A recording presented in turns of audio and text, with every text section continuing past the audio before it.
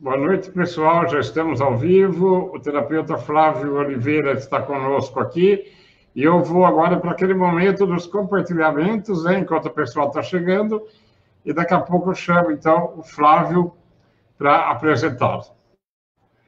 Prontinho. Chegamos. Opa, deixa eu acertar. Aê! Bom, deixa eu já imediatamente dar o meu boa noite, o meu acolhimento ao Flávio Oliveira, que está em Campinas. Boa noite a todos, né, que já estão chegando aí, estão conosco. Sejam bem-vindos. Flávio, muito obrigado, querido, pela doação do seu tempo e do seu conhecimento. Seja bem-vindo à minha casa. Obrigado, Sérgio. Obrigado. Nossa, está sendo um prazer bater esse papo sobre a ciência do início da vida. Vamos lá. Muito legal, também estou muito feliz, viu, desse nosso encontro. Conheço um pouco do trabalho, né, do seu trabalho, nós temos alguns amigos em comum, e também uma live que eu vi sua com a Luciana Bezerra, que daí acabou acontecendo uma live com ela, né, sobre esclerose múltipla. Foi muito legal. Enfim, estamos todos conectados, né, Flávio? Sim. Sim. Bom, deixa eu fazer rapidamente aqui fazer uma apresentação do Flávio, e aí ele complementa com algumas informações, tá? Como eu disse, hoje ele mora em Campinas, é terapeuta integrativo com abordagem transpessoal. Depois ele vai explicar para a gente também o que significa isso. O Flávio é facilitador de constelações familiares e multiplicador da ciência do início da vida, que é o tema do nosso encontro de hoje. Ele utiliza técnicas baseadas na nova medicina germânica, reprogramação biológica e bioalinhamento. Ele também vai dar uma pincelada sobre o que é a nova medicina germânica, só que nós não vamos nos aprofundar muito nesse tema, porque ele é complexo, e até eu já comentei com ele que merece uma outra live sobre isso. O Flávio também atua como facilitador em grupos de homens e pais, e é membro do fundador do Instituto Aveleira e da Escola de Pai em Campinas. Flávio, ficou faltando alguma coisa? É com você. Legal, obrigado, Sérgio. Não, está bem completo. Essas são algumas dos caminhos que eu tenho aí, profissionais, né? E, bom, só complementando um pouco, eu tenho 52 anos, sou pai da Júlia, minha filha tem 25 anos. Originalmente, a minha formação acadêmica é na área de TI, de Tecnologia da Informação, e recentemente eu mudei o meu perfil para flaviooliveira.ti, porque hoje eu continuo trabalhando com TI, só que agora com as terapias integrativas. Eu comecei esse caminho, essa jornada terapêutica, né, profissional, por volta de 2010, mas eu vim me preparando desde 2003, 2005, eu já vislumbrava esse caminho, e hoje eu atuo basicamente como terapeuta e como facilitador de grupos, como constelador e como professor também. Eu tenho algumas atuações com a própria ciência do início da vida, né? Eu sou docente de uma pós-graduação em psicologia transpessoal, onde eu ministro a disciplina da ciência do início da vida. E é isso. E hoje o nosso papo acho que é sobre esse assunto, né? Depois a gente marca uns outros aí para falar de paternidade, de nova medicina germânica, de transpessoal. Mas hoje vamos falar como o nosso nascimento pode afetar a nossa vida. Acho que esse é a bola da vez. Sim, sim. Esse é apenas o primeiro de muitos encontros aí, eu espero. Você falou TI, né? Então, não é de tecnologia da informação, é de terapias integrativas. E a minha primeira pergunta é: o que são terapias integrativas, Flávio? Tá. Bom, as terapias integrativas, as práticas integrativas, né, e complementares hoje no Brasil, as PICs, hoje elas são uma política pública, né? O SUS tem uma política nacional, uma política pública das PICs, das práticas integrativas e complementares em saúde. E algumas das que eu atuo estão incluídas nessa política pública, como, por exemplo, as constelações familiares. E hoje, as práticas integrativas, ou as terapias integrativas, elas são um caminho complementar à área médica para os cuidados com a saúde.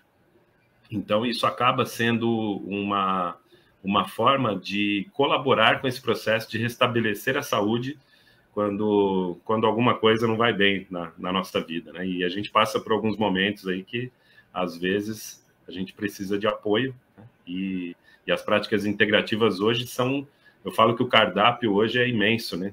Perto de 10 anos atrás, 20 anos atrás, quando eu comecei a descobrir esse mundo, tinham poucas coisas. O Reiki, por exemplo, é um exemplo.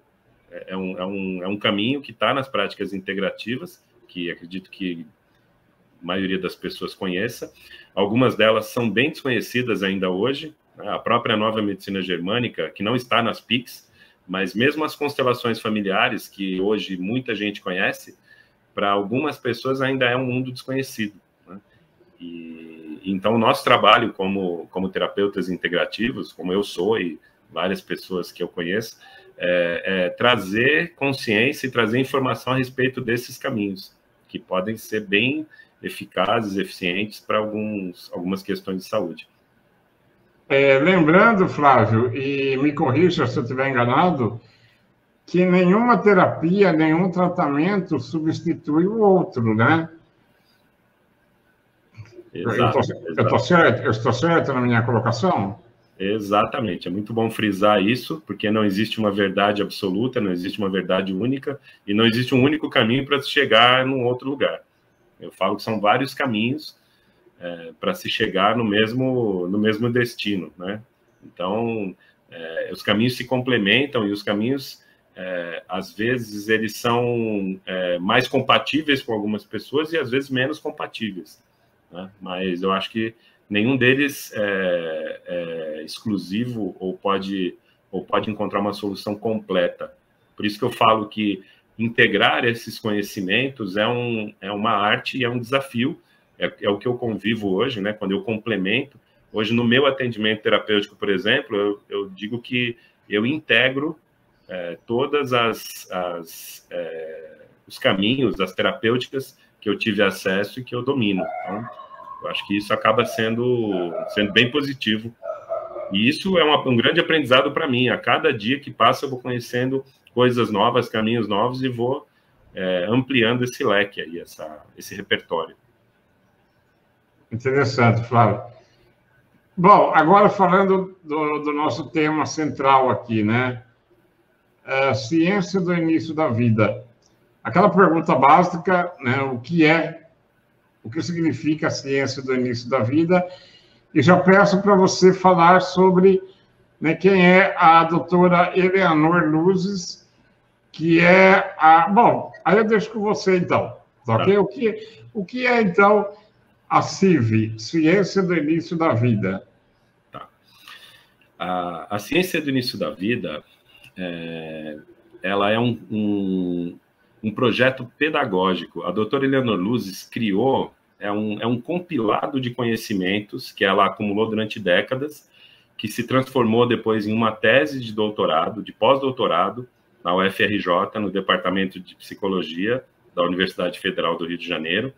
Mas é um trabalho de pesquisa e de muitas práticas, inclusive práticas complementares, que podem ser colocadas a serviço da saúde das pessoas. E ela chamou esse compilado de conhecimentos de ciência do início da vida. O nome dessa tese, se alguém depois pesquisar na internet como ciência do início da vida, muito provavelmente vai cair no site oficial, que é cienciadoiniciodavida.org, e lá tem toda a tese disponível. A tese é gigantesca, é uma tese de 1.500 páginas, e o nome dessa tese é A Necessidade do Ensino da Ciência do Início da Vida, nas escolas de segundo e terceiro graus. Então, embora a ciência do início da vida seja algo com o objetivo de olhar mais para a saúde, para a vida, ela é um projeto pedagógico, ela é um projeto de educação. A doutora Eleanor propôs um projeto, em 2008, através de uma associação, de uma ONG de Brasília, chamada Reúna, foi proposto um projeto de lei para que a ciência do início da vida fosse ensinada nas escolas. E por que escolas de segundo e terceiro grau? Porque é onde estão os jovens, os futuros pais. Então, basicamente, o escopo da ciência do início da vida, a abrangência dela, se dá em 6 dimensões, e agora está sendo ampliada para mais uma, que é a 7ª, que ela chama de pré-concepção, ou concepção consciente, a própria concepção, né, a nossa concepção, a gestação, em todas as fases da gestação, primeiro, segundo e terceiro trimestres da gestação, o parto, que é um momento bem importante e bem complexo, né, o parto natural, geralmente, e o aleitamento materno e os 3 primeiros anos de vida. Tá? E agora ela está ampliando o 7º capítulo dessa tese, que não necessariamente vai compor a tese, mas é um capítulo que chama-se A Saúde dos Tecidos. E nesse capítulo ela vai falar especificamente sobre a nova medicina germânica, que são as 5 leis biológicas. Então, todo esse escopo, toda essa abrangência, todo esse trabalho, que eu falo que não é nem uma tese, é um tratado, tem 1.500 páginas. É gigantesco. Tem 167 páginas só de referências bibliográficas. São mais de 2.000 referências bibliográficas. Então, é um trabalho científico, e isso embasa cientificamente muito do que vários profissionais que hoje atuam com as terapias integrativas, com as práticas integrativas, como eu, isso embasa cientificamente todo o trabalho que nós fazemos, que às vezes é desqualificado por algumas pessoas, chamando de pseudociência. E eu digo que não é pseudociência. Às vezes é uma ciência desconhecida por algumas pessoas, mas que fora do Brasil, em vários lugares do mundo, hoje, em 2021, já é realidade, inclusive no meio científico. É que algumas coisas demoram um tempo para chegar até o Brasil. E aí as pessoas, por desconhecimento ou por ignorância, tentam desqualificar esses trabalhos. Vamos retomar um pouquinho. Você falou em 6, você chamou de etapas, é isso? Eu não lembro agora o termo que você usou. São 6 capítulos. Tá, vamos lá. A pré-concepção começa por aí, é isso? Isso, é a pré-concepção ou a concepção consciente. Tá, vamos falar um pouquinho sobre cada capítulo, então. E a importância dela, né, a importância desses capítulos e os impactos e reflexos que cada capítulo traz para nós hoje, né? Sim. Vamos lá. A importância, então, de nós entendermos sobre a pré-concepção. O que é? Que período anterior à concepção? Como é que funciona isso? Sim. É bem interessante. Eu costumo dizer que a pré-concepção, ou a concepção consciente, é a cereja do bolo da CIV, da ciência do início da vida. A doutora Eleanor, além de médica, psiquiatra, analista junguiana e várias outras formações que ela tem, mas basicamente ela atua com isso, e ela tem uma experiência clínica de dezenas de milhares de atendimentos. Ela cita muito o Jung, né? E o Jung dizia que a psicologia só iria evoluir quando ela olhasse para antes da concepção, para algum tempo antes da concepção. E hoje, vários autores citam essa importância de você cuidar da concepção alguns meses antes, em algumas linhas até alguns anos antes. Isso é muito comum em algumas culturas. tem um TED, tem uma micropalestra, né, aquelas TEDx que estão no YouTube, onde ela fala que todos os grandes mestres da humanidade tiveram a sua concepção anunciada. Krishna, Buda, Jesus, Maomé. Então, ela fala assim, por que é que nós não anunciamos a chegada dos nossos filhos? Por que é que nós não nos preparamos para que esses filhos cheguem ao mundo, ao planeta? Não estou falando de planejamento. É possível planejar também. Mas muitas vezes os planejamentos eles acabam tendo que sofrer adaptações. Vide o que nós estamos passando hoje no tempo da pandemia, né? Tudo que havia sido planejado teve que ser adaptado.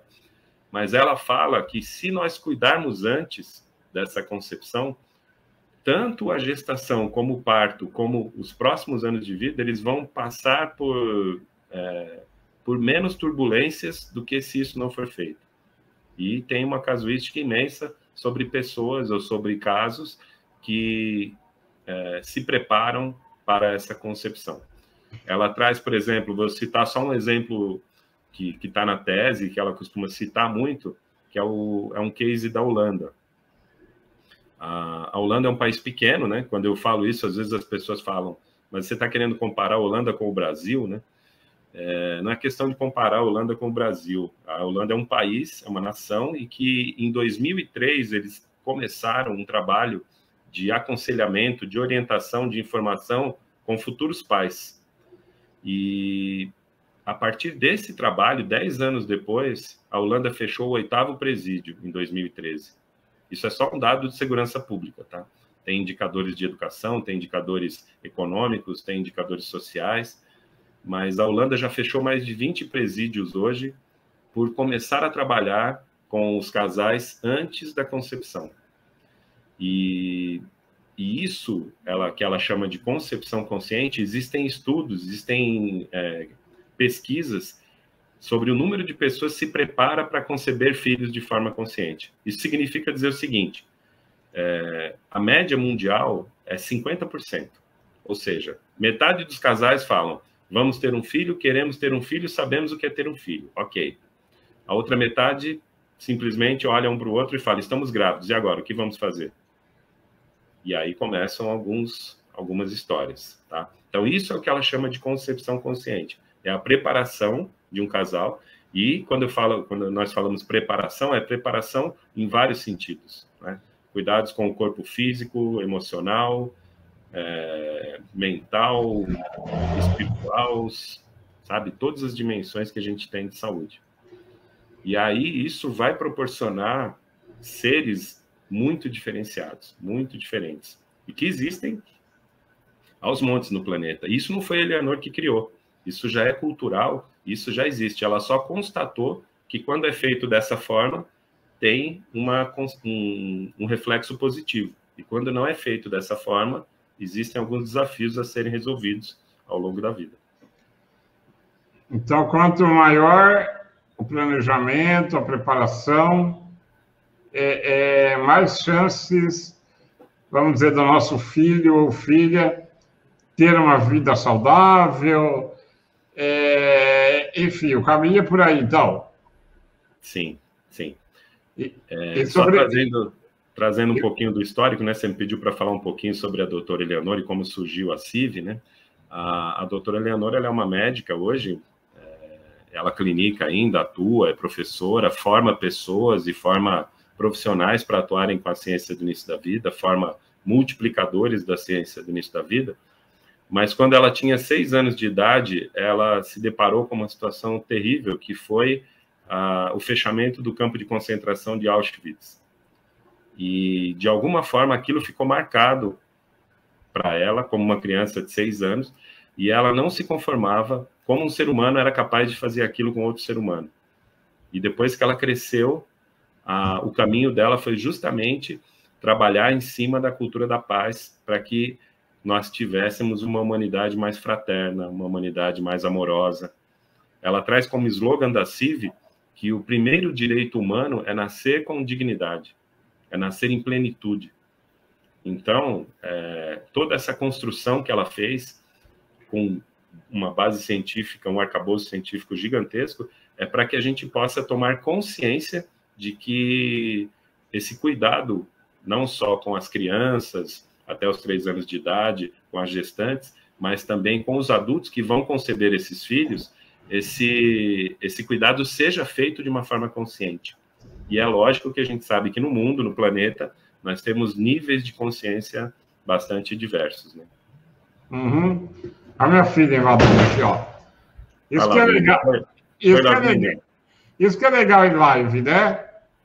Porque se até na Globo News e na CNN o pessoal já passou apuro com filhos ao vivo, eu aqui então, filha.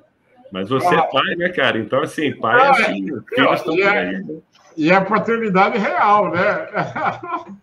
Exato. É ao vivo.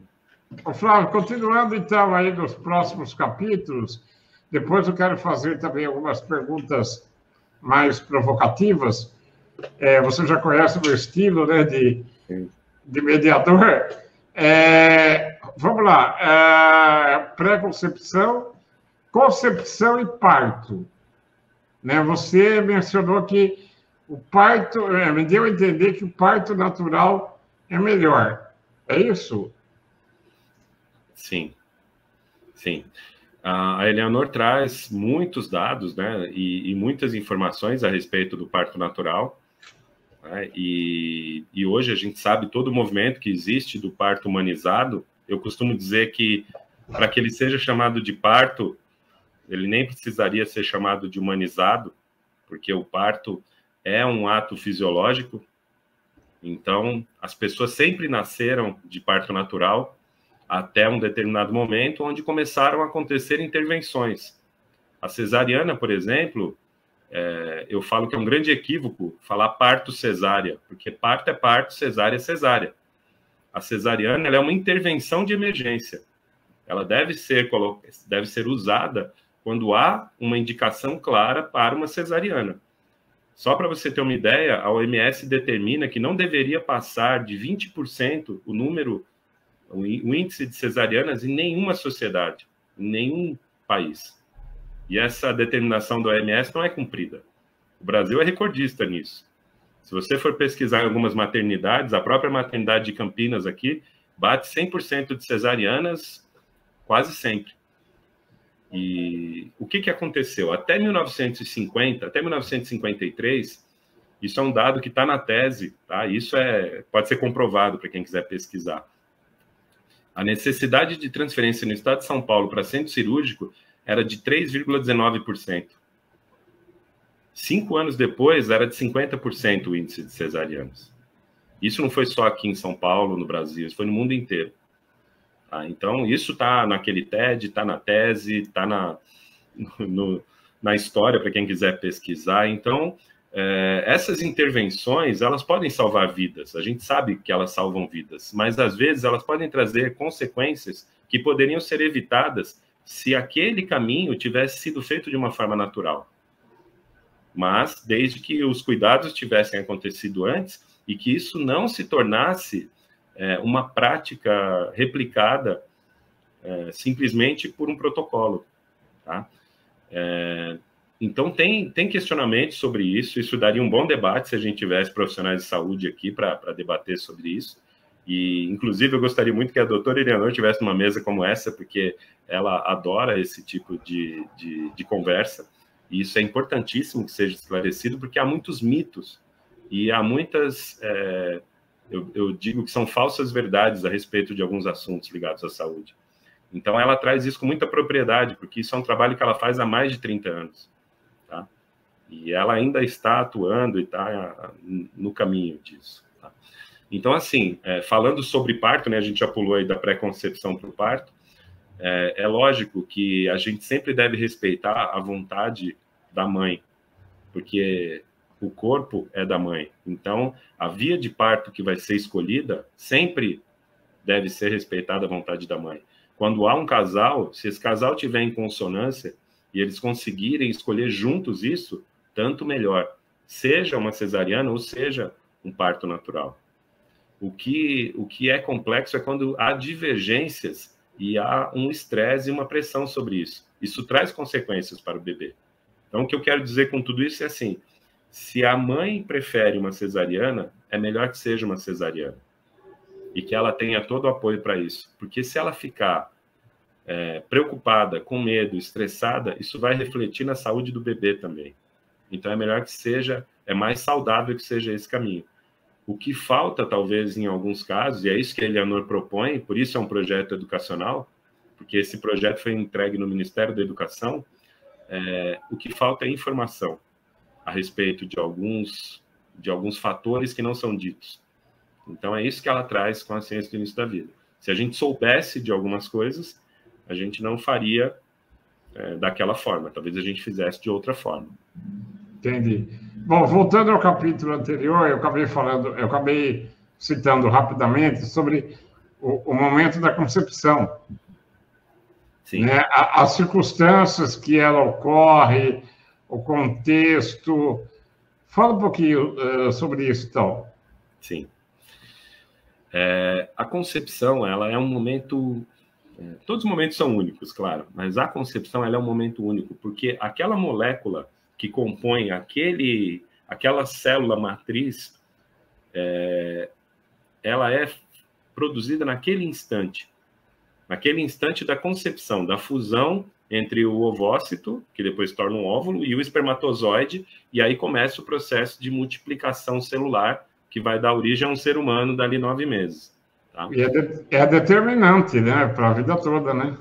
Totalmente determinante. Por isso que o momento da concepção é algo muito simbólico. Quando a gente para quem conhece a Cívia, para quem um dia for pesquisar sobre o momento da sua concepção, de que forma aconteceu a sua concepção? Ela ocorreu com amor? Ela aconteceu com tranquilidade? Ela aconteceu com harmonia? Ou ela aconteceu de uma forma inconsciente, ou até com violência, ou de uma maneira disfuncional?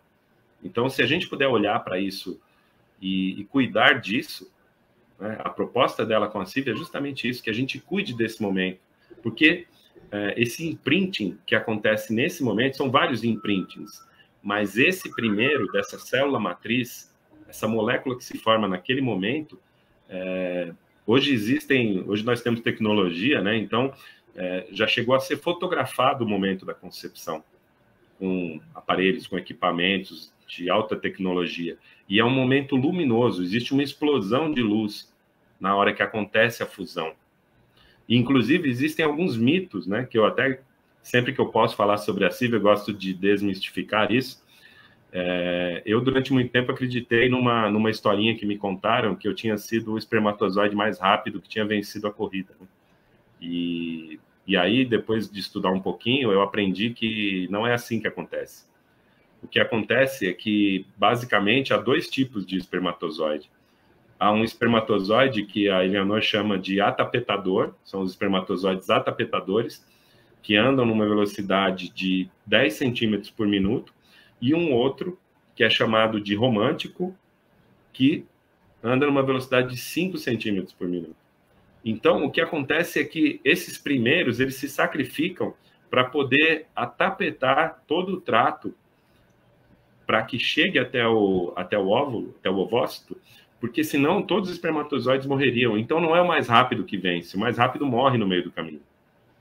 Os que chegam até o ovócito para a fecundação, para a concepção, são os mais lentos, são o que vem na metade da velocidade. E eles chegam não sozinhos, não é uma corrida, ninguém está apostando corrida. Eles chegam juntos, num número de uma média de 50. E o óvulo, ele vem girando, e esses espermatozoides se posicionam em torno dele, e eles só fecundam o óvulo quando o óvulo se abre para aquele que ele escolheu por uma frequência, por uma compatibilidade vibracional. Então, é o feminino que se abre para o masculino para que ocorra a fecundação. E a gente vê que muitas vezes é assim que acontece na vida e nas relações. Então, não há violência, não há pressa, não há corrida. O que existe é um movimento biológico natural, extremamente coerente e que resulta no que nós somos hoje. Tá? Então, essas historinhas, a Eleanor conta isso, tem filmes sobre isso, né? Para quem quiser conteúdos, tem vários conteúdos, ela tem um canal no YouTube, e ela fala bastante sobre isso. Então, eu gosto sempre de contar essa história para desmistificar que não é uma corrida, né? Não há uma corrida, uma disputa, porque isso gera, muitas vezes, tudo que a gente vê hoje sobre competitividade e não sobre cooperação e colaboração. Porque, inclusive, os espermatozoides, eles são cooperativos e colaborativos. Os primeiros estão a serviço dos que vêm depois para que a vida possa continuar existindo. Muito interessante, viu? Muito interessante. Continuando nos capítulos aí, falamos sobre o parto, aleitamento materno, é isso o próximo? Vamos falar um pouquinho sobre a gestação, né? Eu acho que a gestação... Meu Deus! É verdade, eu acabei pulando, me perdoe. Então, vamos lá, vamos retomar. Pré-concepção, gestação, a pré-concepção, concepção, gestação e parto. Então, vamos falar agora sobre a gestação. Sim. A Eleanor defende que nós deveríamos ter centros gestacionais, porque a mulher, quando ela está gestando, ela está trazendo ao mundo uma nova vida, né? Ela diz assim, que se você encontrar uma gestante na rua e ela tiver com fome e te pedir comida, você deveria pegar tudo que você tiver de condições, de recursos, e levá-la no melhor restaurante, ou perguntar o que ela quer comer, porque aquele momento, aquilo lá, aquela situação que ela está passando, seja de um desejo, de uma vontade de comer alguma coisa, ou realmente de uma necessidade de alimento físico, vai ser responsável pela formação de várias estruturas físicas daquele bebê. Então, no próprio vídeo, ela coloca que a nutrição da mãe e os pensamentos da mãe, ou as emoções da mãe, são responsáveis pela qualidade de fígado e de cérebro que esse bebê vai ter no futuro. Então, todo o sistema nervoso está sendo formado ali. Na verdade, todo o corpo físico, né? E também todos os outros corpos. Tá? Tem uma outra coisa que eu não falei sobre a concepção, que é interessante, que é importante falar, que após a fecundação, após a concepção, existe um processo que é chamado tecnicamente de nidação, que é composto de 5 dias, depois mais 2 dias, até que o óvulo se aloje no útero. E esses 7 dias, eles são responsáveis pelo acoplamento dos nossos corpos sutis, de algumas estruturas vibracionais que nós temos. E esse número 7 é um número muito emblemático, né? Porque se a gente for olhar historicamente, são 7 dias na semana, são 7 cores no arco-íris, são 7 centros de força. Então, o número 7 é um número bem emblemático. E é por isso que ela defende que essa concepção também seja natural. Assim como a gente acabou de falar do parto natural, quando essa concepção não é natural, esse processo de 7 dias ele não acontece. Tá? E aí pode vir uma pergunta, e eu já quero até me antecipar tanto do início como do final desse processo, porque alguém pode falar assim, tá, e se isso não acontece, quais são as consequências? Né? Existem consequências. Mas nenhuma delas é determinante para o que nós vamos ser, porque nós podemos mudar isso o tempo todo. Hoje existe epigenética, hoje a gente sabe que o nosso corpo se modifica o tempo todo. E o que eu posso dizer, trazendo até uma visão um pouco mais espiritualista, é que nós que estamos aqui hoje, nós escolhemos os nossos pais, nós escolhemos a forma de nascer. Nós escolhemos não só o planeta, mas o país, a cidade e o grupo, a família que nós queremos compor.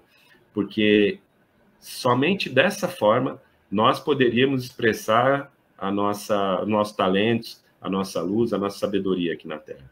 Então nós somos responsáveis, nós como seres, né, divinos, né, imagem e semelhança de Deus, nós somos responsáveis por aquilo que nós somos hoje e o que nós seremos quando nós não estivermos mais aqui também.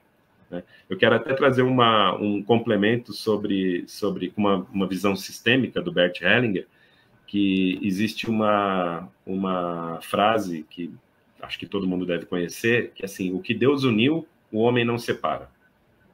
Né?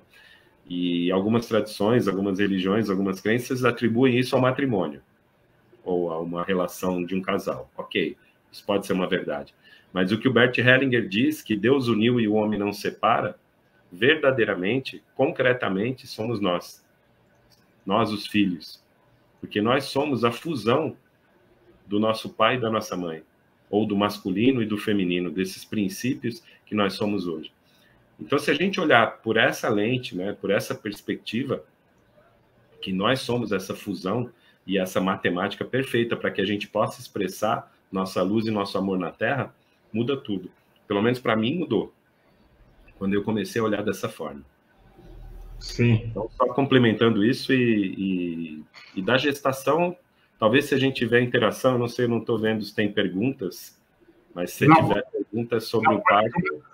Por enquanto, a Marisa, que eu vi agora, ela havia perguntado, quando nós estávamos falando sobre planejamento e preparação, ela pediu para você dar um exemplo, depois a gente retoma. Eu acabei não vendo aqui, me desculpa, Marisa. Eu tenho aqui vários boa noites, várias presenças aqui, muitas mesmo. Mas, gente, é muito lindo tudo isso, né? É uma visão realmente... Eu não conhecia, o Flávio, estou conhecendo através de você. Antes do nosso bate-papo aqui, eu acabei fazendo... Eu fiz uma pesquisa, como eu faço, né, sobre todos os assuntos que eu trago, né? Eu já fazia isso na Rádio Cultura aqui de Amparo, né, nos meus 12 anos de trabalho na Rádio Cultura, e aí eu destaquei aqui alguns trechos, né, que me chamaram a atenção, e depois eu quero colocar e pedir para você nos explicar. Mas, continuando nos capítulos e tal, e finalizando, você tem mais alguma coisa para falar sobre a gestação, ou eu posso ir já para o aleitamento materno?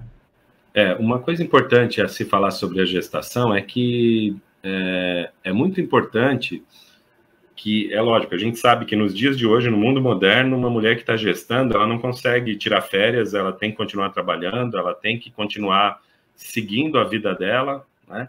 Mas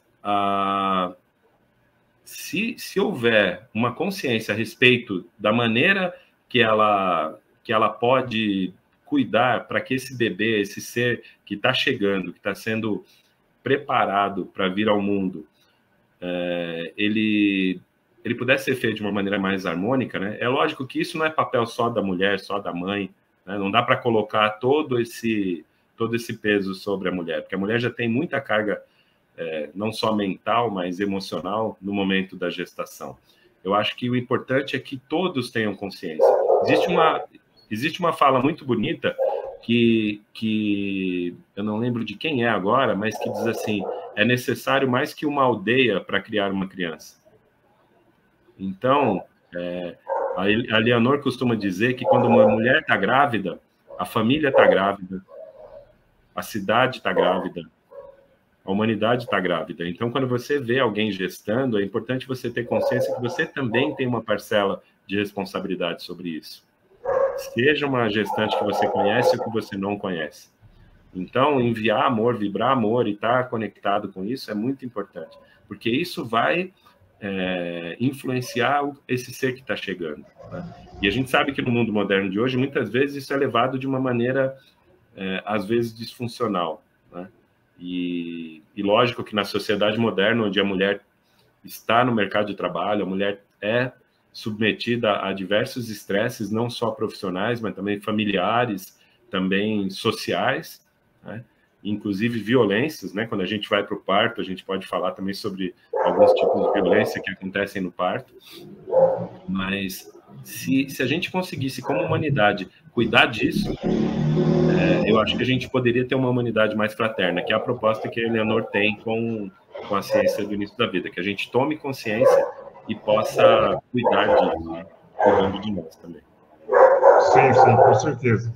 O objetivo e o propósito é uma sociedade, é a busca, né, e para uma sociedade mais justa e mais fraterna, né, Flávio? Sim. O leite materno, qual é a importância dele? Legal.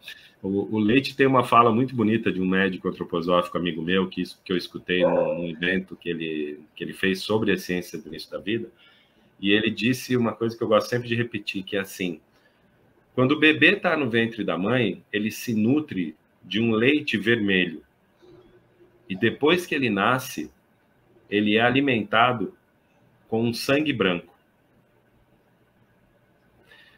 Essa fala dele ficou muito marcada em mim, sabe? Para que a gente possa entender e compreender a importância do leite materno. Que às vezes é até dito que, não, o leite é fraco, o leite isso, o leite aquilo. Sim, pode acontecer algumas situações onde a mulher vai ter dificuldades com o aleitamento, mas nada vai substituir aquele leite materno. Se for possível amamentar, é importante. Isso é a melhor das vacinas, é o melhor dos remédios, é o melhor dos alimentos. Basta, né, isso é uma coisa que a Eleanor traz, se você quiser uma comprovação disso, pegue leite materno e pegue um leite artificial e coloque no microscópio. Nem precisa ser um microscópio eletrônico. Você vai ver que um deles é luminoso, é escuro. Então, escolha o que você vai dar para o seu filho, se você vai dar algo luminoso ou algo escuro. Tá?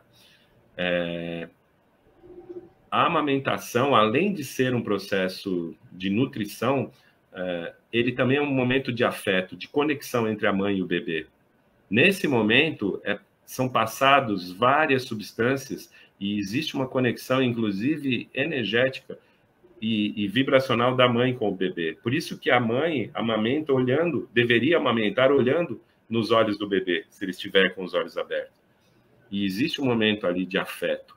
Só para se ter uma ideia da engenharia e da tecnologia humana e biológica que existe nisso, se uma mulher tem filhos gêmeos, e bivitelinos nesse caso, que seria um menino e uma menina, na hora que o menino vai mamar, a composição do leite se altera, porque a necessidade nutricional de um menino é diferente da necessidade nutricional de uma menina. E quando ela for amamentar a menina, seja no mesmo seio ou no outro, a composição daquele leite se modifica. Isso é feito neurologicamente, isso é a máquina humana que faz. Nenhuma máquina no mundo talvez seja capaz de fazer isso ali online, real time, de cuidar de fazer essa modificação. Então, assim, é isso que a Eleanor tenta trazer como informação e como dado para que as pessoas possam compreender um pouco mais sobre esse processo. Porque isso vai determinar o resto da nossa vida. Os 3 primeiros anos de vida, ela traz como importantes, porque 70% do nosso sistema nervoso, do nosso cérebro, é formado até o primeiro ano de vida, 80% até o segundo e 90% até o terceiro. Porque o ser humano é filhote até o terceiro ano de vida. Então, essa importância desses cuidados dos 3 primeiros anos de vida, ou dos 1000 dias, como alguns outros autores trazem, é fundamental. Tá? Então, só me ampliei e me estendi um pouco mais, mas estou só dando um panorama geral sobre o tema.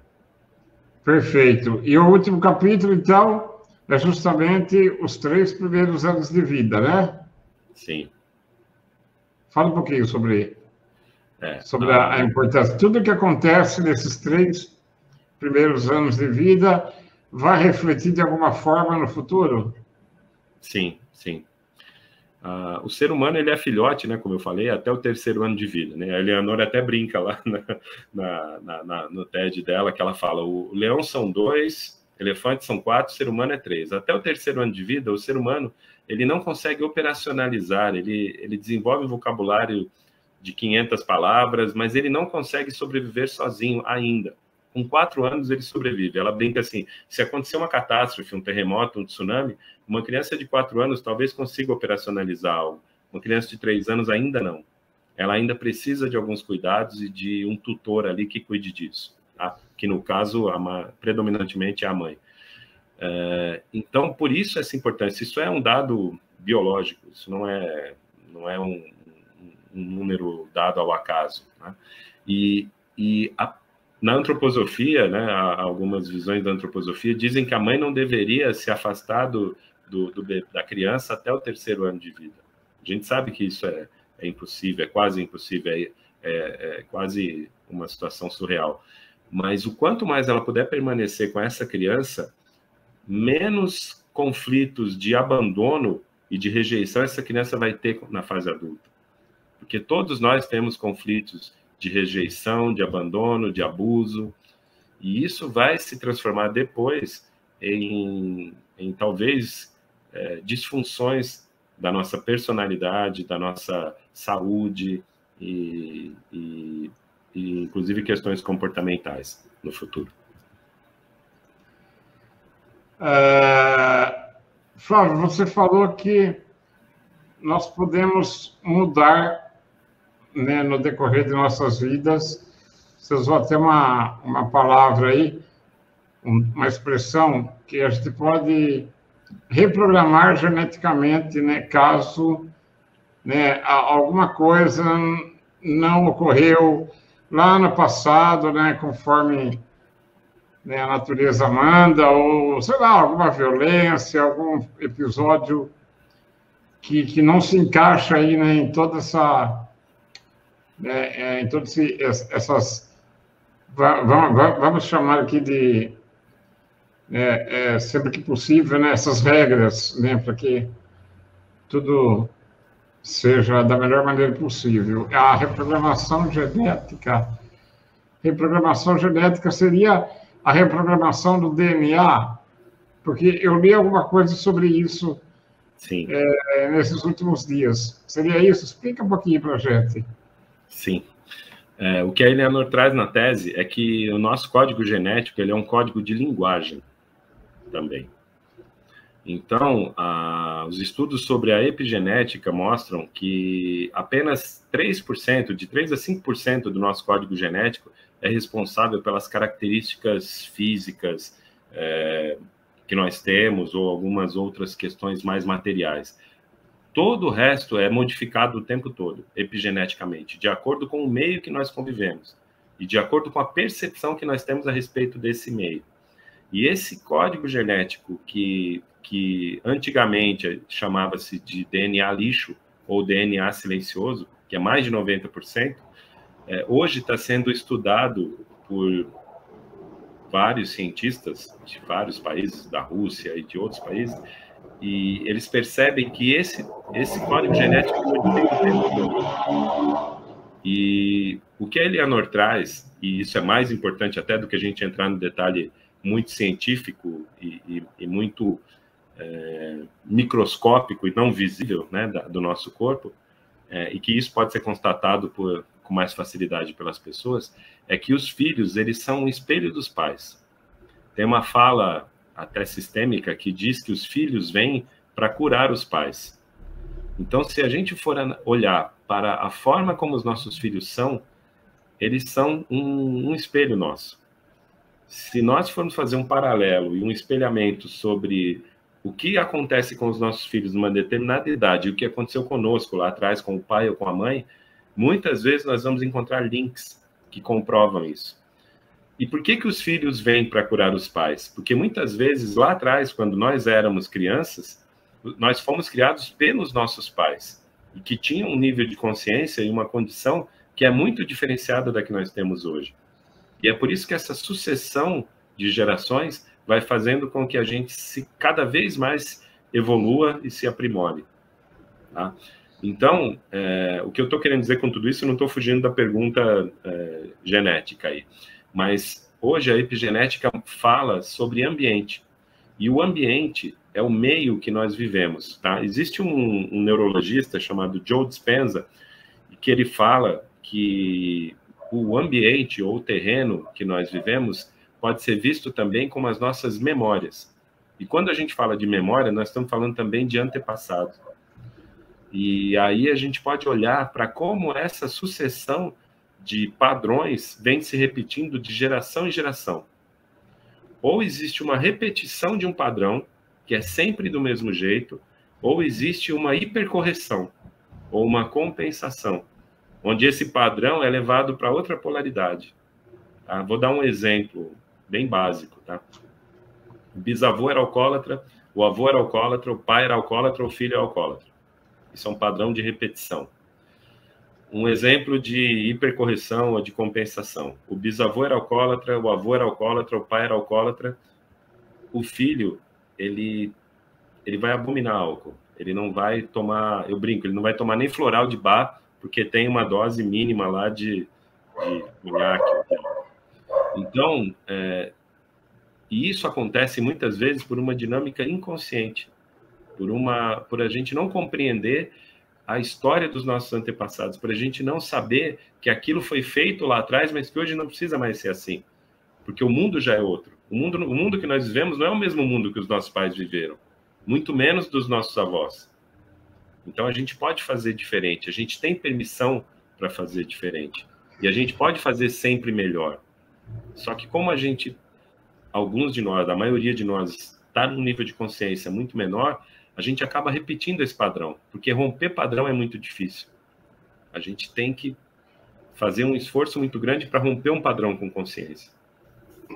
Então, sempre é possível mudar a nossa trajetória, né? O nosso rumo. Você sabe que eu lembrei de uma frase do Chico Xavier, né? Ele sempre dizia que se não for, não é possível voltar atrás e fazer um novo começo, mas é possível mudar agora para fazer um novo fim. Sim. Né? E você falou aí de padrões, Flávio. Em alguns casos, a repetição de comportamentos, né? Em outros casos, há uma correção, uma compensação. Né? De repente, hoje, então, o jovem ele abomina álcool porque os seus antepassados tiveram esse desequilíbrio. Mas o que determina, então, por que em alguns casos há a compensação, a correção, e em outros casos simplesmente se repete? O que determina essa diferença? Sim. Existe uma lealdade, não só a Eleanor, mas na visão sistêmica, a gente chama isso de lealdade familiar, uma lealdade invisível. A gente acaba fazendo isso por amor. Porque os filhos, eles sempre querem salvar os pais, eles sempre querem fazer pelos pais, e às vezes eles estão em sacrifício àquela história que aconteceu lá atrás. Você falou, voltando agora, né, me veio agora uma frase que a Eleanor traz até no TED, que ela diz assim: não estamos condenados a viver a inconsciência como muito frequentemente fomos concebidos ou gerados. E um dos cursos que ela traz, dos trabalhos que ela traz, chama-se Desprogramação Temática do DNA, onde você, através de um trabalho que é feito, você consegue modificar esses padrões e compreender em que geração isso começou. Porque senão a gente acaba atuando só sobre o efeito e não sobre a causa, sobre o início disso, sobre a causa raiz. E é possível identificar e atuar sobre isso. O nosso corpo ele vai criando defesas, couraças e substâncias para manter esse padrão de repetição. Tem uma autora chamada Candace Pert que fala sobre as moléculas da emoção. E ela fala que os neuropeptídeos, que são essas moléculas da emoção, eles estão no nosso corpo inteiro. E a gente pode limpar, a gente pode trabalhar sobre esses neuropeptídeos para que a gente não mantenha esse padrão de repetição. É lógico que pode parecer surreal para alguém que esteja ouvindo agora, como é que a gente muda isso, mas é possível trabalhar sobre esses pontos quando nós identificar. E aí a gente pode olhar para trás, identificar o que aconteceu e atuar sobre o que está acontecendo agora, para que aí aconteça aquilo que você falou, para que a gente tenha um final alternativo aí para a história, né? E esse padrão não continue se repetindo. E tudo isso que você nos trouxe, né, agora eu quero uma pergunta assim, na prática mesmo, né, uma coisa, como que nós podemos usar a ciência do início da vida a favor da criação e da educação dos nossos filhos e também em relação às escolhas que fazemos ao longo da vida? Vamos trazer agora todo esse conteúdo para o nosso cotidiano. Sim. A ciência do início da vida, por mais que tenha esse nome, né, de ciência, parece que é um negócio acadêmico, e também, Mas esse conhecimento, essa sabedoria, ela pode ser usada no dia a dia. Isso está, na verdade, no nosso corpo. Mesmo pessoas que não tiveram instrução, que não tiveram acesso à tese da Eleanor, elas podem fazer isso no dia a dia. O grande ingrediente, eu acho que o maior ingrediente para que isso aconteça é uma palavrinha de 4 letras, chamada amor. Se a gente tiver amor pelo que a gente faz, pelo que nós somos, e pelos seres humanos, pelo planeta, pela vida, a gente consegue transformar tudo isso. Tá?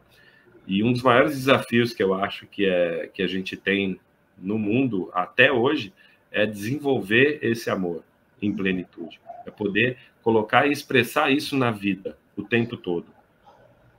Principalmente nas situações mais desafiadoras que a gente tem. Então, todo mundo é capaz de amar. E às vezes a gente fala que a gente ama todo mundo, ama o outro, ama as coisas, ama os animais, ama o planeta, e a gente não se ama. Então eu falo que o trabalho começa com o amor próprio. Se a gente conseguir se amar primeiro, para aí sim conseguir olhar para tudo, né? E voltando agora para a sua pergunta, né? Que é um processo pedagógico, um processo educacional.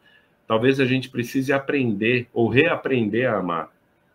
Talvez a gente tenha desaprendido a amar, com tanta informação, com tanta tecnologia, com tanta desconexão, né? Eu falo que a gente nunca viveu tão conectado e tão desconectado, né? Tem uma fala sobre a internet, a gente está no momento, a gente está aqui pela internet, né? A internet, ela pode proporcionar isso que a gente está vendo agora, que é um monte de gente assistindo, você aí em Amparo, eu aqui em Campinas, na verdade eu estou em Paulínia, e a gente consegue aproximar as pessoas. Mas, às vezes, a internet ela pode distanciar as pessoas, desconectar as pessoas. Então, hoje, a tecnologia ela pode ser usada de várias formas. Né? A gente vê o quanto, hoje, as tecnologias distanciam as pessoas, se ela for usada de uma maneira disfuncional. Ou seja, pelo excesso, ou pelo desconhecimento, ou pela ignorância. Então, eu acho que a gente pode ver a ciência do início da vida como um caminho de se reconectar com o amor que já existe em nós e que a gente só está guardado num lugarzinho lá que a gente precisa encontrar a chave. E quem tem essa chave somos nós mesmos. E falando em amor, eu queria agora falar sobre um amor muito, muito diferente, cara. Um amor maluco que eu comecei a experimentar quando eu recebi a notícia que minha esposa estava grávida, né? Sim. É um amor completamente diferente de tudo que eu já havia imaginado. Hoje a Lavínia vai fazer 11 anos, né, em março. A sua filha tem quantos anos? Minha filha tem 25, vai fazer 26 em março. Então, e falando desse amor, né, sobre maternidade agora e paternidade, a gente percebeu, né, em toda a sua fala até aqui, sobre a importância da conexão familiar, mas eu quero que você agora coloque, então, com mais ênfase sobre a importância de uma maior proximidade, de uma maior conectividade entre pais e filhos no dia a dia. Pode ser? Sim, sim. É como você falou, é um trabalho do dia a dia, né? E isso, voltando até o início do nosso papo, da nossa conversa, eu acho que isso passa muito pela concepção consciente. A grande maioria de nós, talvez que estão assistindo, né, e nós que estamos aqui, que somos praticamente da mesma geração, não fomos concebidos de uma maneira consciente e talvez amorosa. Mas é como a Eleanor fala, não é porque isso aconteceu lá atrás que nós estamos condenados a alguma coisa. A gente pode mudar isso. E aí quando você fala, e eu fico bem tocado, né, quando você fala do amor que você sentiu quando a tua esposa falou que estava grávida, e hoje a Lavínia está aí, né, está aparecendo até aqui na nossa conversa, se a gente puder, esquece o que aconteceu, sabe? Não esquece de joga para baixo do tapete, mas assim, o que você pode fazer agora pelo seu filho, se você for pai, né? Para quem é pai, para quem é mãe. O que você pode fazer hoje? Tem algo que você pode mudar, que você consegue mudar, que é possível fazer, sem que seja pesado, que você pode transformar em você? Porque quando a gente olha para o que a gente pode fazer pelo outro, e os filhos são um grande motivador, né? Porque às vezes algumas pessoas não conseguem fazer por elas, mas pelos filhos elas fazem tudo. Quando a gente faz por um filho, de alguma forma a gente está fazendo por nós mesmos, porque nós também estamos vivos dos nossos filhos. Né? A Lavínia, por exemplo, é a sua melhor parte, é a melhor parte da tua esposa. A minha filha é a melhor parte da mãe dela e minha. Então, quando eu faço por ela, eu também estou fazendo por mim. E isso é fantástico, porque a gente pode fazer isso o tempo todo. Eu fiz agora em agosto uma live no Dia dos Pais, eu convidei minha filha, a gente fez aqui em casa um almoço, depois eu fui levá-la em casa, e ela fez uma live comigo, e eu tinha um peso comigo que eu tinha sido um pai ausente, né? Eu trabalhei durante muito tempo morando aqui em Campinas, em Paulínia, e viajando para São Paulo. Eu saía de manhã, de madrugada, e voltava 8, 9 horas da noite, e às vezes eu saía de casa, ela estava dormindo, eu voltava, ela estava dormindo. E eu achei que eu tinha sido um pai ausente. Mas na percepção dela, eu nunca fui um pai ausente. A gente se divertiu muito, a gente brincou muito, a gente viajou muito, a gente conversou muito. Então, era só uma percepção distorcida minha. E às vezes a gente carrega um peso. Eu carreguei esse peso até o ano passado. E conversando com ela, ela mudou isso em mim. Então a gente pode mudar isso agora. Tanto nos nossos filhos como em nós. E parar de carregar esse peso e essa cobrança, essa culpa de ter feito algo errado lá atrás. A gente pode corrigir o que a gente consegue agora, sabe? Seja com apoio de alguém, seja sendo autodidata, seja com consciência, seja com amor, sempre com amor. Se a gente fizer sempre com amor, o nosso coração está sempre mostrando. A nossa cabeça pode nos direcionar para algumas coisas, mas o coração é a bússola. Se o coração disser que não e a cabeça disser que sim, siga o seu coração. Se a cabeça disser que não e o coração disser que sim, siga o seu coração. Eu falo que o coração é sempre a bússola. É verdade, com certeza, Flávio. Bom, eu queria... O nosso tempo aqui está... Já passamos de 1h05 de bate-papo, está muito bom, mas eu não quero me estender muito. E eu queria agora trazer algumas reflexões, ou seria provocações, não sei, né, sobre o que a ciência do início da vida, então, nos traz de ensinamento. Até eu usei uma palavrinha agora há pouco que eu acho que eu acabei usando de forma errada, né? Porque eu falei regras, né? Não é regras, né? Regras para uma vida melhor, não é isso. Mas eu queria considerar agora um pouco sobre as realidades cruéis, né, que a gente se depara aí, e muitas vezes somos bombardeados pela mídia, uma imprensa que uma parcela dela só está procurando audiência, e a notícia ruim, infelizmente, ainda dá muita audiência. Mas eu estou falando de comportamentos, de fatos, né, que parece que são cada vez mais comuns na sociedade moderna, mas não é que está aumentando a violência, aumentando o abandono, é que agora a informação corre muito rápida e nós tomamos, né, nós sabemos daquela notícia quase que instantaneamente, né? O que acontece, né, lá na China, a gente sabe imediatamente aqui. Então, às vezes, nos traz essa sensação de pessimismo, que a humanidade está pior. Eu acho que não está, não. Mas agora eu vou finalizar a minha pergunta. Eu só fiz uma introdução, né? Eu queria saber o que a ciência do início da vida, se ela tem uma explicação e se ela propõe alternativas ou soluções para determinados problemas sociais, Flávio. Por exemplo, né, falamos aqui sobre a proximidade entre pais e filhos, mas sabemos de muitas famílias que precisam colocar suas crianças o dia inteiro em creche, né? Sobre crianças que foram abusadas sexualmente, sobre crianças abandonadas ou que vivem em abrigos, né, porque foram separadas judicialmente da família, sobre os nascimentos que são frutos de violência sexual. Você falou agora há pouco, né, quando a conexão excessiva nas redes sociais provoca a desconexão familiar, né? Sim. E sobre o uso de drogas, enfim. O que é a CIV? Ela tem uma explicação para tudo isso e propõe alternativas, Flávio?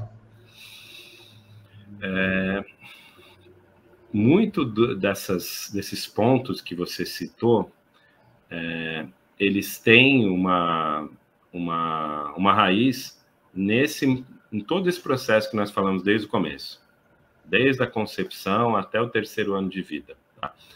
Isso a Eleanor traz dados de muitas sociedades que foram modificadas olhando e cuidando dessa fase. Tá? Então, o que a ciência do início da vida propõe justamente é que a gente possa modificar essa realidade que nós temos hoje, que é dramática, que é terrível, e lógico que, como você mesmo colocou, isso é amplificado pela mídia, pela tecnologia, pela velocidade com que as informações chegam, né? E parece que tudo é muito maior do que realmente é, mas não também relativizando nem minimizando os dramas que acontecem, porque a gente sabe que realmente, se a gente pegar só um recorte aqui do Brasil, a gente sabe o quão dramático é a situação de várias realidades, né? Sociais, familiares, políticas, etc. E a proposta da ciência do início da vida, justamente, a Eleanor resume isso em 2 palavras que ela encerra aquele TED, que ela fala que é consciência e amor. Se a gente tiver consciência e amor, a gente muda uma humanidade, a gente muda uma espécie, né, que é o que ela propõe, que ao invés de sermos homo sapiens sapiens, sejamos homo sapiens frater, que a gente possa ser fraterno. E muitas crianças que estão nascendo hoje, apesar de toda a situação desfavorável que a gente tem, elas são naturalmente fraternas, elas são diferentes. Elas vieram para modificar tudo isso. Existe uma geração que está chegando, que já chegou e que já está aí, que vai ter recursos e condições, a tua filha, a minha filha, os bebês que estão nascendo hoje, as mulheres que estão grávidas, os bebês que foram concebidos e nascidos durante a pandemia. Eu tenho certeza que daqui 5 anos, 10 anos, 20 anos, 50 anos, a humanidade vai estar muito diferente. Só que a gente pode olhar para um castelo que está desmoronando ou pode olhar para uma flor que está desabrochando. E é sempre uma escolha, para onde a gente olha e com o que a gente se conecta. Não estou falando que tem que colocar um óculos cor-de-rosa e virar poliana, mas eu acho que a gente pode se conectar com o belo, com o que é maravilhoso, e tem muitas coisas maravilhosas acontecendo. Agora, se eu ficar só olhando para o que está acontecendo de ruim, realmente a vontade de viver vai cada vez murchar mais. Então, eu prefiro olhar para as flores. Verdade, verdade. Tem gente que foca nos espinhos, né? E tem gente que foca nas rosas, né? Exato. Antes de nós terminarmos o nosso bate-papo, tenho certeza que as pessoas aqui que nos acompanharam, hoje o pessoal está meio tímido com perguntas, mas eu tenho certeza que eles acabaram ficando curiosos para saber quem é a doutora Eleanor Luzes, e você falou várias vezes desse TED que está disponível no YouTube. Eu quero, então, agora, rapidamente, Flávio, compartilhar aqui. Vê se está rodando aí. O que está aparecendo aí, Flávio? Tá aparecendo, sim. Está compartilhada a sua tela. Tá, então vamos lá. Essa daqui, então, é a doutora Eleanor Luzes. Tá rolando o áudio aí? Não, tá sem áudio. Tá sem áudio? Acho que tá só com o nosso áudio. Acho que eu não tô ouvindo, pelo menos aqui para mim, não. Não sei se como é que eu faço aqui então para rolar no Facebook, tá? Ué, que estranho. Porque eu estou compartilhando o vídeo. Deixa eu tirar o áudio aqui. Não. Queria que o pessoal ouvisse a voz dela. Talvez você possa colocar o link do YouTube depois nos comentários e o pessoal entra e assiste. Eu vou colocar, eu vou fazer isso. Tá sem áudio ainda? Tá sem áudio ainda. Para mim, tá. Acho que se o pessoal puder te dar um retorno também aí pelo... Por gentileza, pessoal, vocês estão ouvindo a doutora Leonor? Sem áudio, sem áudio. Eu vou, então, parar de compartilhar e vou pegar o link. Deixa eu fazer isso agora. Legal, Flávio. Enquanto isso, eu quero agradecer, querido, de coração a sua participação, tá? Muito obrigado por todo esse conhecimento que você compartilhou conosco, tá? Pela sua bondade e a doação do seu tempo. E pode encerrar do jeito que você quiser. Pronto, já coloquei o link nos comentários. Legal. Pode encerrar da forma que você quiser e depois eu deixo aqui os seus contatos, tá bom? Legal. Bom, o que eu tenho para falar é que a ciência do início da vida mudou a minha vida há quase 10 anos atrás, quando eu conheci em 2012. Então, naquele momento, quando eu tomei contato, foi em 2012, foi no mesmo ano em que esse TED aconteceu, que foi lá na Rio Mais 20, né? Lá no Rio de Janeiro. Eu falei assim, puxa, eu quero começar a falar sobre isso para as pessoas, né? E como eu tenho um trabalho com homens, um trabalho com grupos de homens, com masculino, a minha ideia era primeiro começar a falar isso para os homens, para os pais, né? Mas eu percebo que, independente de homem, mulher, de pai, de jovem, de adulto, é que as pessoas que se sentirem tocadas e chamadas por esse conhecimento, por esse tema, que assistam, pelo menos esse TED. E se fizer sentido, busquem informações no site. O site é cienciadoinicioDaVida.org. A doutora Leonor tem cursos online, tem muito material disponível. Deixo meus contatos também à disposição. Quem quiser fazer contato comigo, acho que você colocou aí, né? Legal. Tanto pelo Instagram como pelo WhatsApp. Eu tenho um prazer imenso em passar todas as referências. Tem grupos de estudo. Lá no Aveleiro eu conduzi durante 2 anos e meio um grupo de estudos em ciência do início da vida. Eu fiz agora recentemente, em agosto do ano passado, até outubro, um grupo online, um grupo de estudos online, e pretendo retomar agora a partir de março. Então, quem tiver interesse pode fazer contato, a gente monta um grupo e tem muito material disponível, tem muita coisa que pode ser passado para quem quiser se aprofundar. E isso não é só para quem está gestando, para quem tem filhos pequenos, para quem está amamentando. Eu costumo brincar e falar que a CIV é para todo mundo que é filho, ou para todo mundo que nasceu. Então, se você nasceu, se você é filho, a CIV tem algo que pode te interessar em algum momento. Então, fica o convite, meus contatos estão aí, e fica meu agradecimento também a você, Sérgio, pelo trabalho que você faz, que é um trabalho mais do que social, é um trabalho que eu acho que é missionário mesmo, que você conecta muitas pessoas, e te agradeço imensamente pelo convite e pelas pessoas que nos conectaram aí nesse mundo virtual. Muito obrigado, Flávio. Muito obrigado de coração, querido. Quero conhecê-lo pessoalmente o mais rápido possível. E lembrando que esse programa aqui que eu inventei, né, hoje é a 33ª edição da Manifesta. Ele foi criado a partir de uma necessidade psicológica minha, porque como eu interrompi, né, todas as atividades a minha rotina fora de casa, por causa da pandemia, e eu acabei interrompendo também as gravações do programa Acesso Especial na Rádio Cultura de Amparo. E aí, para a minha saúde mental, que eu tenho essa necessidade de me conectar com as pessoas, de conversar, de conhecer gente, né? Em julho,